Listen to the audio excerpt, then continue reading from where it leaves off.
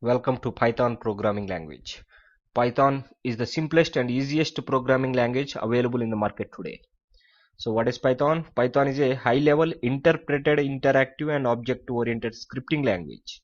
So Python was designed to be highly readable, which uses English keywords frequently, whereas other languages uses punctuations, and it has fewer syntactical constructions than any other languages available in the market today.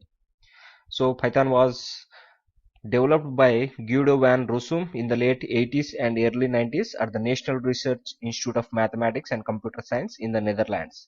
He wanted to build a program which is simple to use and easy to understand.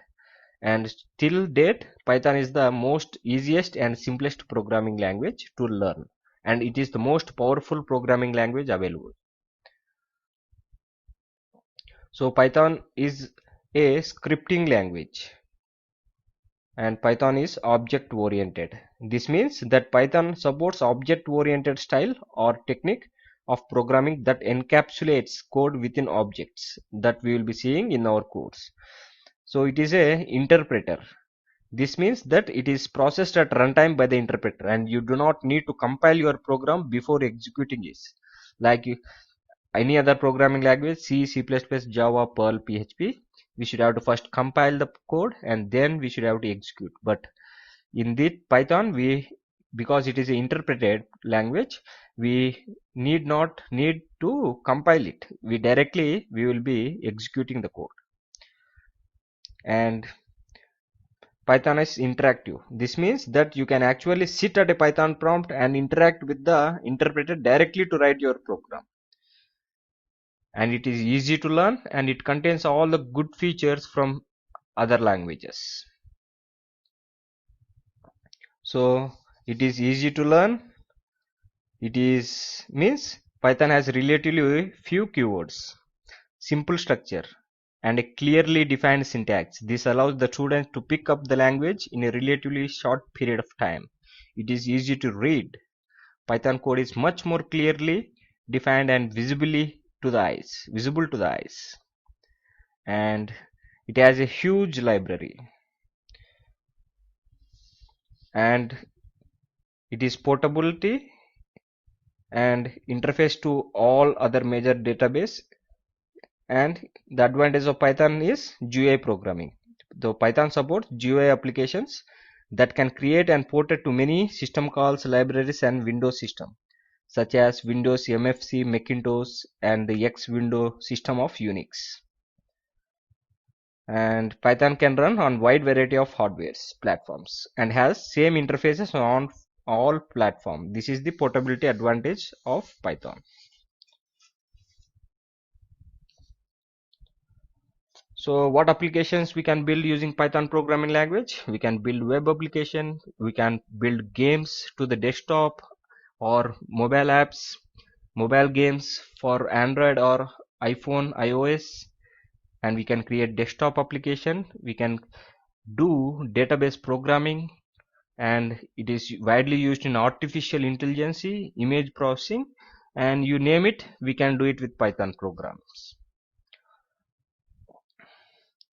So I want to show you some of the examples. So Python is an incredibly powerful tool for web development, and more sites rely on it, including these powerful sites I am going to show you. So first one is YouTube. If you love watching hours of homemade and professional quality video clips on YouTube, you can thank Python for giving you that option. The foundation for Python helped YouTube integrate streaming videos into their pages, as well as the ability to like videos and embed certain information.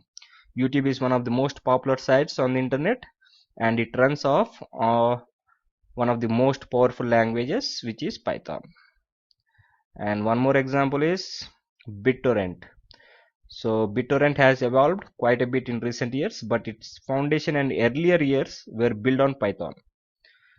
And the next website, I would like to first describe it first. So it takes a lot of power to be able to handle the most popular search engine in the entire world. That is why this website uses Python for its mainframe foundation.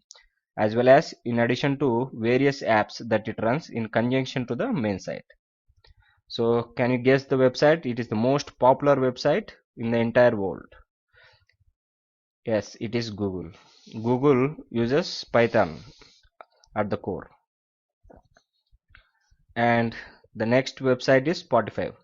So if you listen to the music, you would have well known about the Spotify. Spotify changed the music game when it allowed you to listen to ad-free music of your choice. And Spotify runs on Python. Like this, Yahoo Maps, much like Google, Yahoo also uses Python for a variety of different resources. And Reddit is one of the biggest open communities on the web. You have a question, want to talk about something in specific, you can go to Reddit. And Reddit is also built on Python. Quora, you got a question, ask it on Quora. Quora is also built in Python. And one more I want to show, there are plenty, like thousands of websites which are building now on Python, which because it's the most powerful thing. The last one is Instagram. If you love taking photos of your food or a new outfit and posting it online for all of your friends to see, you can thank Python for that ability. So Instagram is also built on Python. These are some of them. There are hundreds of websites built on Python. So these are all the topics we are going to cover in this course duration. First, we will be starting with the basic syntax. We will be seeing all the variable types available in Python. We will start with the basic operations, and we will see decision making using the if-else statements, loops using for loops, while loops, and we will see how to use the numbers, strings, Unicode strings. We will see the data type called lists, tuples, the difference between list and tuples. We can also create a dictionary using Python. We will be seeing how to create it. We will be then going to the functions and function arguments, how to pass the argument in the function, and we will be seeing what are the keywords. We will be seeing some of the modules like date and time modules. There are a lot of modules available in the Python, inbuilt modules.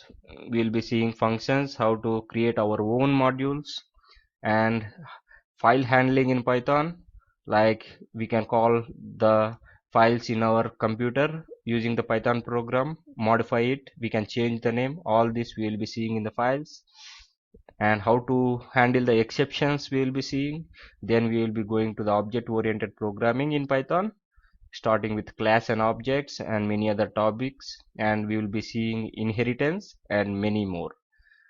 All this we will be covering in our course. So let's start together exploring the Python programming language.